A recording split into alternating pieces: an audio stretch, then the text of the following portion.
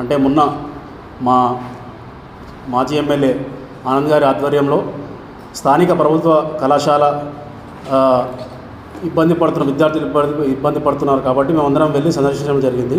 నిన్న యూత్ కాంగ్రెస్ నాయకులు వెళ్ళి అక్కడ మేము కావాలని వెళ్ళాం, ఏదో క్రియేట్ చేసి మేము ఇబ్బందులు క్రియేట్ చేసి మరీ వెళ్ళామని చెప్పి నిన్న నాయకులు మాట్లాడుతున్నారు.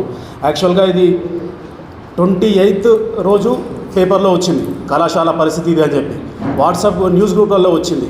స్థానికంగా ఉన్న విద్యార్థులు వాళ్ళ తల్లిదండ్రులు మాకు రిక్వెస్ట్ చేసి మీరు వచ్చి సందర్శిస్తే కళాశాల పరిస్థితి కొద్దిగా మెరుగుపడుతుంది, తాగునీటి సమస్య కావచ్చు, టాయిలెట్ల సమస్య కావచ్చు, కొంచెం బాగు చేస్తారనే ఉద్దేశంతో మాకు రిక్వెస్ట్ చేస్తే మేము వెళ్ళడం జరిగింది. దానికంటే ముందే వాళ్ళు కలెక్టర్ గారికి వినతిపత్రం ఇచ్చారు, స్థానికంగా ఉన్న ఎమ్మెల్యే గారికి, అధికారులకు అందరికీ రిక్వెస్ట్ చేశారు. అయినా వీళ్ళు ఒక్క పని కూడా ముందుకు తీసుకెళ్ళలేరు. మొన్న మేము వెళ్ళగానే నిన్న వచ్చి మేమే ఈరోజు బోర్ వేయిస్తున్నాము అంటే మొన్ననే బోర్ వేయించినప్పుడు వచ్చినామని చెప్తా ఉన్నారు. మొన్న మేము పోయినప్పుడు బోర్ లేదు, బోర్ పైపులు లేవు, వెహికల్ లేదు, ఏది లేదు. నిన్న వీళ్ళు పోయి మేము దీని గురించి మేము ప్రశ్నించగానే నిన్న హుటాహుటిన బోర్ వేయించడం జరిగింది. అది ఎంతవరకు వచ్చిందో ఇంకతలో మళ్ళీ మేము ఎంక్వైరీ చేస్తాం దాని గురించి కూడా. ఇంకా చూస్తూ ఉంటే మేమేదో వాళ్ళ క్లాసులలో లైవ్లో వీడియో ఉంది. స్థానికంగా నిన్న మీడియా మిత్రులు కూడా చూశారు. ఒక తరగతి గదిలో వెనుక వైపు ఒకటి, ముందర వైపు ఒకటి క్లాసులు నడుస్తూ ఉన్నాయి. వాళ్ళు ఫస్ట్ ఇయర్ ఒక క్లాస్ అంటే సెకండ్ ఇయర్ క్లాస్, అది లైవ్లో విద్యార్థులు చెప్పిన విషయం. అది లైవ్లో వీడియో ఉంది, అది ఏ వీడియో కాదు, లైవ్లో ఉన్న వీడియో అది. దాన్ని కూడా మేమే కావాలని క్రియేట్ చేసామని చెప్తా ఉన్నారు నాయకులు. వీళ్ళకు కూడా తెలుసు మెట్ల మీద క్లాస్ రూమ్ తరగతి ఉంది, బండలు లేకుండా భూమి మీద కూర్చొని విద్యార్థులు పాఠాలు లెక్చరర్ చెప్తా ఉన్నారు. అది కూడా వీడియోస్తో సహా రికార్డింగ్ వస్తున్నాయి. వీళ్ళు అయినా కూడా వీళ్ళకి తెలియదన్నట్టు అన్నీ తెలుసు వీళ్ళకు, కానీ ఏది మేమే క్రియేట్ చేశామని చెప్పి మైక్ల ముందులో వచ్చి మేకపోతు గాంభీర్యాన్ని ప్రదర్శిస్తూ ఉన్నారు. దీన్ని మేము తీవ్రంగా ఖండిస్తూ ఉన్నాం. బీఆర్ఎస్ ప్రభుత్వంలో విద్యాశాఖ మంత్రి మేడం సత్యేంద్ర గారు ఉన్నప్పుడు స్థానిక ఎమ్మెల్యే ఆనంద్ గారి చొరవతో ₹1 కోటి శాంక్షన్ చేసి బిల్డింగు మేము కట్టడం జరిగింది. ఇప్పుడు కొంచెం వాళ్ళ గోడలు లేపి తరగతులు నిర్మిస్తే చాలు, దానికి కూడా వీళ్ళు కాలయాపన చేస్తూ ఉన్నారు. ఇప్పుడు కలెక్టర్ గారు ఇచ్చారని చెప్పి వాళ్ళే చెప్తున్నారు. కలెక్టర్ గారు ఇచ్చింది కరెక్టే, మరి ఇప్పుడున్న స్థానిక ఎమ్మెల్యే ఎందుకు నిలవడం లేదు, దాన్ని మేము ప్రశ్నిస్తూ ఉన్నాం. దీనిపైన ఇంకోసారి మీరు ప్రజలకు పనికొచ్చే పనులు ఏదైనా చేయండి, మేము ఆడలేము, కానీ ప్రతిపక్ష హోదా మాకుంది కాబట్టి బరాబర్ మేము ప్రశ్నిస్తాం. మా నాయకులు కేసీఆర్ గారు, కేటీఆర్ గారు చెప్పినట్టు ఇప్పటిదాకా ఒక లెక్క, ఇప్పటి నుంచి ఒక లెక్క. వికారాబాద్లో ఏ ప్రజలకు కానీ, విద్యార్థులకు కానీ, ఇంకెవరికైనా ఏ సమస్య వచ్చినా ఈ గులాబీ కండువా, గులాబీ జెండా వేసుకొని తప్పకుండా మేము ప్రజల దగ్గరికి వస్తాం. మీ నాయకులను కానీ, మీ కాంగ్రెస్ నాయకులను ప్రశ్నిస్తాం. దీన్ని ప్రజలకు సమస్య లేకుండా చూడండి. అందరికీ ధన్యవాదాలు. Thank you. ఈ ప్రెస్ మీట్ సందర్భం ఎందుకు పెడుతున్నామంటే, మొన్న మేము వికారాబాద్ కళాశాల, ప్రభుత్వ కళాశాలను సందర్శించడం జరిగింది మాజీ ఎమ్మెల్యే గారితో కలిసి. దాన్ని ఏదో చిన్నగా రాజకీయం చేద్దామని నిన్న ఎన్ఎస్సీ కాంగ్రెస్ నాయకులు సందర్శించి ఆనంద్ సార్ మీద బురద జల్దాం అనేది ఒకటి తాపత్రయం పడుతుంది. వాళ్ళు ఏమంటారు, మీరు 2 క్లాసులు ఒకటే గదిలో జరుగుతున్నాయి అంటారు, కానీ 2 క్లాసులు ఏమేమి నడుస్తున్నాయి, వాళ్ళు ఒకేషనల్ క్లాసులు అంటారు. MLT క్లాసులో ఒకటే క్లాసు కాబట్టి ఒకటే కోర్సు కాబట్టి 80% సబ్జెక్ట్ ఒకటి ఉంటుంది, అందుకే ఒక తాన చెప్తున్నాం మనం. 80% ఒక తాను ఉంటే అక్కడ ఒక టీచర్ ఎందుకు, ఇక్కడ ఒక టీచర్ ఎందుకు? ఫస్ట్ ఆఫ్ ఆల్ అది గుర్తుపెట్టుకోవాలి ఎన్ఎస్ కాంగ్రెస్ నాయకులు. ఫస్ట్ ఆఫ్ ఆల్ మీరు తెలుసుకోవాల్సింది, మీకు సబ్జెక్ట్ లేకపోతే ఫస్ట్ కాలేజీలో తెలుసుకోండి. మీరేదో ప్రిన్సిపాల్ తోటి ఆయనను కోర్సు చేయించడము, ఏదో స్పీకర్ తోటి డైలాగ్లో డ్రామాలో చేయించి వాళ్ళని బెదిరించి చెప్పిస్తామంటే నడవదు. మా దగ్గర ప్రూఫ్స్ ఉన్నాయి. వాళ్ళకి చెప్పేది కెమిస్ట్రీ క్లాస్ చెప్తుంది, ఒక సైడ్ ఫస్ట్ ఇయర్, ఒక సైడ్ సెకండ్ ఇయర్. మా దగ్గర లైవ్ ప్రూఫ్ ఉంది. ఆనంద్ సార్ అడుగుతుంటే నేను సెకండ్ ఇయర్ చెప్తున్నాను సార్, ఇక్కడ ఫస్ట్ ఇయర్ చెప్తున్నాను. కనీసం సిగ్గు శరం లేదు. ఈ వీడియో చూడాలి కదా కనీసం ఎన్ఎస్ కాంగ్రెస్ నాయకులకు. ఎట్లా మాట్లాడతారు? బోర్ వచ్చిందంటారు. బోర్ లేదు మేము పోయినప్పుడు, నిన్న బోర్ వచ్చిందని చెప్పి కాంగ్రెస్ నాయకులు సందర్శించలేకపోయారు.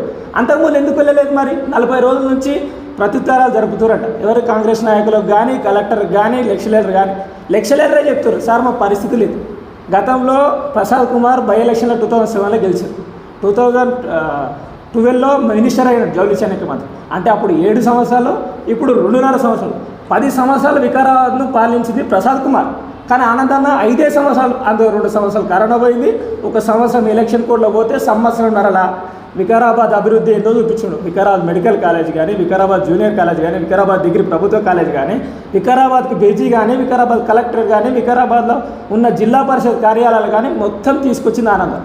ప్రసాద్ కుమార్ ఏం చేసిండని అడుగుతున్నాను నేను. ఇంత పెద్ద హోదా ఉంటే ఆయన జస్ట్ పైరవీల కోసం కలెక్టర్లకు, ఎస్పీలకు స్టేట్ లెవెల్లో ఫోన్లు చేయడం తప్ప ఇంకేమీ లేదు. ఓన్లీ కాంగ్రెస్ నాయకుల పైరవుల కోసమే ప్రసాద్ కుమార్ పనిచేస్తుంది ఇక్కడ. ఆయన స్పీకర్ కాదు, వికారాబాద్ స్థానిక ఎమ్మెల్యే కాబట్టి ప్రశ్నిస్తున్నాం.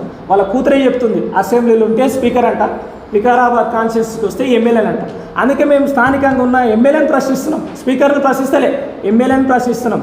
ఇక్కడ ఉన్న ఎన్ఎస్సీ నాయకులు కూడా గుర్తుపెట్టుకోవాల్సింది ఏంటంటే, మీరు సబ్జెక్ట్ తెలుసుకోండి, ఫస్ట్ సబ్జెక్ట్ తెలుసుకొని పర్యటించండి.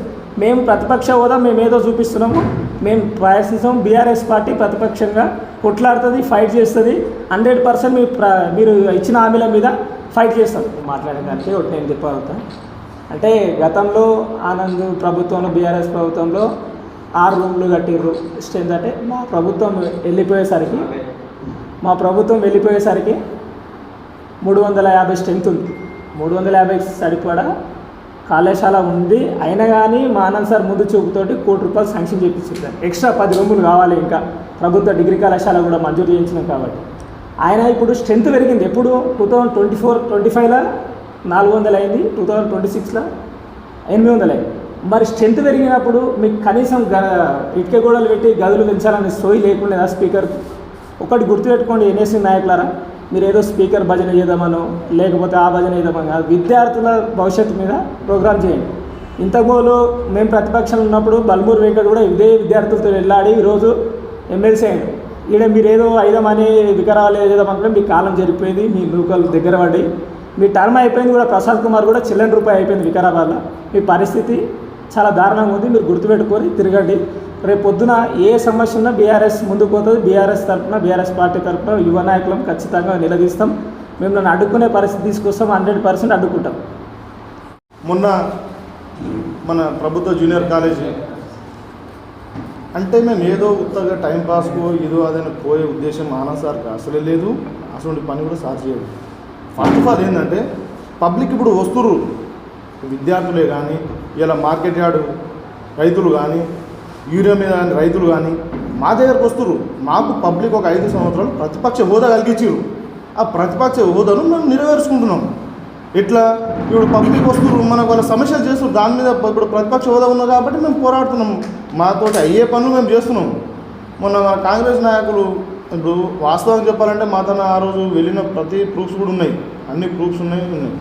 ఎమ్మెల్టీ క్లాసు 80% పబ్లిక్ ఉన్నారంటే, ఇప్పుడు అన్న చెప్పినట్టు ఒకటే క్లాస్ 2 లెక్చరర్ ఉండొద్దు కదా. ఒక లెక్చరర్ ఉండి తర్వాత చేసుకోవచ్చు. మేము మొన్న సార్ ఏంటో పర్యటిస్తే పిల్లర్ల మన స్లాబ్ లెవెల్ అప్పుడు సార్ మన సబిత మేడం ఆధ్వర్యంలో ₹1 కోటి బడ్జెట్లో కానీ స్లాబ్ లెవెల్ వరకు 10 రూమ్లు శాంక్షన్ చేయిస్తే స్లాబ్ లెవెల్ వరకు ఆపేసిరు. అదే సార్ ఆనంద్ సార్ కానీ మేడం కానీ పేరు వస్తారు. ఈ పిల్లల మీద ఏంది ఇది? ఇప్పుడు ఉన్న అమౌంట్ అప్పుడు సార్ ₹1 కోటి శాంక్షన్ చేయించారు. ఇప్పుడు ఇలా మీరు అధికారం ఉన్నారు, 2 కోట్లు 3 కోట్లు శాంక్షన్ చేయించి వర్క్ చేయండి. దాని మీద ఇప్పుడు వాళ్ళు వేరు వీళ్ళు వేరు అంటే, ఇప్పుడు ఆడ వాస్తవం చెప్పాలంటే ఇప్పుడు ఈసారి పిల్లలు నిన్న కూడా సార్ అన్న విషయం ఏంటంటే 791 మంది అప్లికేషన్ ఈసారి ఇంటర్ పిల్లలు. అంతమంది కనిపించింది. బోర్ వచ్చిన విషయం మాకైతే తెలియదు. మరి నేను 10 గంటలకు అక్కడ పోయినాము, మాకు 10 గంటల వరకు మన బోర్ వచ్చిన విషయం మాకు తెలియదు. ఉట్టినా మేము మొన్న పోయి అంత సందర్శించినందుకు నిన్న బోర్ చేపించి ఏదో ఆనంద్ సార్ మీద బుద్ధ జల్లాలి రాజకీయ పరంగా అజ్జాలు ఇచ్చేయాలంటే దానికి ఎవరు ఏదేం కాదు. మీకు ధన్యవాదాలు.